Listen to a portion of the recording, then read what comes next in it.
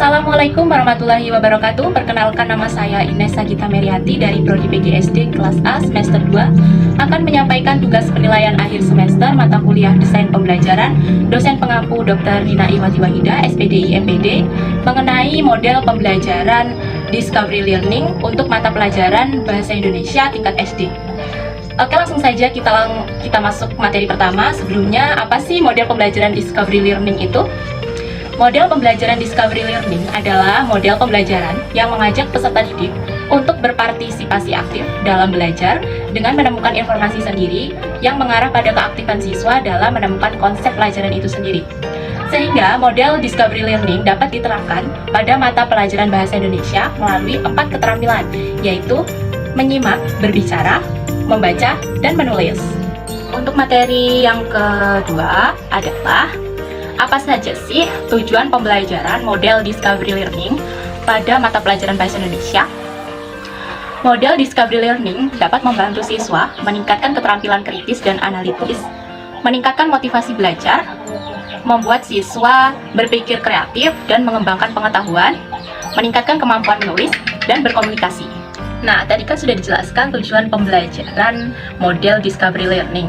Selanjutnya kita akan membahas tentang analisis siswa pada mata pelajaran Bahasa Indonesia menggunakan model Discovery Learning.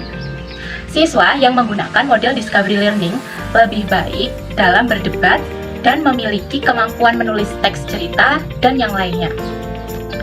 Selanjutnya, media pembelajaran pada mata pelajaran Bahasa Indonesia. Penggunaan model Discovery Learning untuk penerapannya dengan menggunakan audiovisual. Siswa diminta untuk melakukan berbagai kegiatan seperti menghimpun informasi, membandingkan, mengategorikan, menganalisis, dan membuat kesimpulan.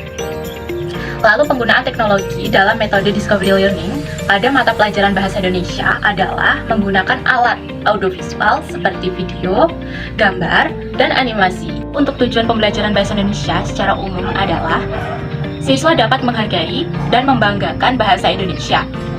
Karena bahasa Indonesia adalah sebagai bahasa persatuan atau bahasa nasional dan bahasa negara, maka kita patut untuk menghargainya.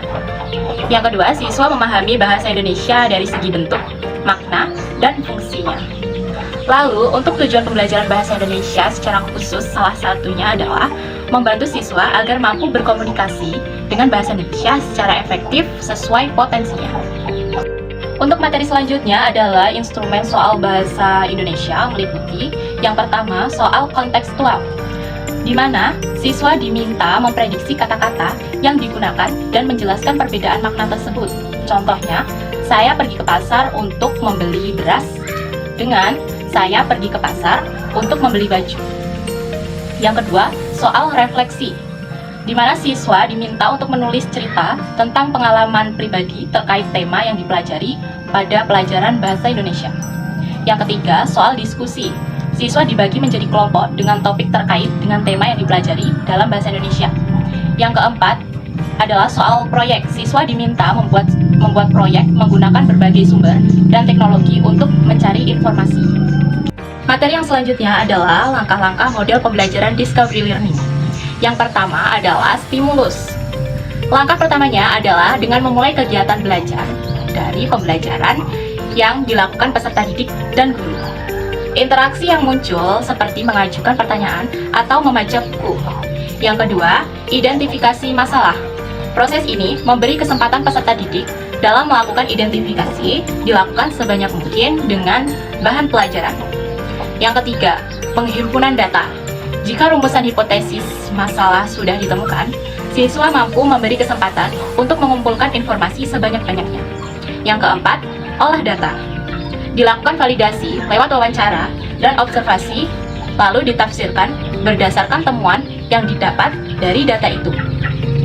Yang kelima, pembuktian. Proses ini dilakukan menggunakan tafsir dari data valid, kemudian adanya pemeriksaan secara cermat untuk membuktikan benar atau tidaknya hipotesis yang sudah dihubungkan menggunakan proses hasil data. Yang keenam, sekaligus terakhir, adalah generalisasi. Hasil pembuktian pengolahan data kemudian ditarik kesimpulan yang dijadikan sebuah prinsip umum dan digunakan kemudian berlaku untuk semua aktivitas atau masalah. Untuk materi yang terakhir, kita akan membahas tentang kelebihan dan kekurangan model Discovery Learning. Untuk kelebihan utama dari model Discovery Learning adalah peserta didik mendapat pengetahuan, mengembangkan kesiapan diri, dan memberi peluang agar dapat berkembang serta maju sesuai dengan kemampuan peserta didik. Lalu untuk kekurangan model Discovery Learning adalah peserta didik harus memiliki kesiapan mental yang matang. Jika keadaan kelas memiliki banyak siswa atau terlalu banyak, sehingga metode ini tidak akan bisa tercapai dan memberi hasil yang memuaskan. Sekian video pembelajaran dari saya, semoga bermanfaat. See you.